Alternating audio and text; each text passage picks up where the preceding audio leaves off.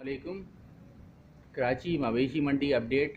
आज बारिश देख रहे हैं आप, ये कितनी शदीद बारिश चल रही है।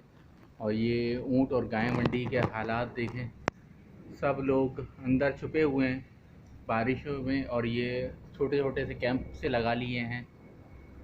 और इस वक्त ये हालत है कि बारिश की इंतहा है।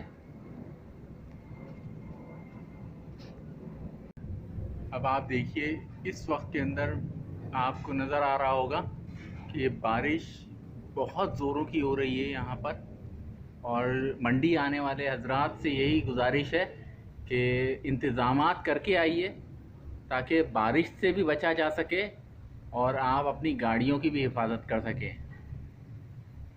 कराची मवेशी मंडी बारिश के बाद की अपडेट, बल्कि बारिश मुसलसल चल रही है और 3 से 4 दिन की बारिश है। इस वक्त के अंदर विज़िट करते हुए एहतियात बरती है। अस्सलाम वालेकुम।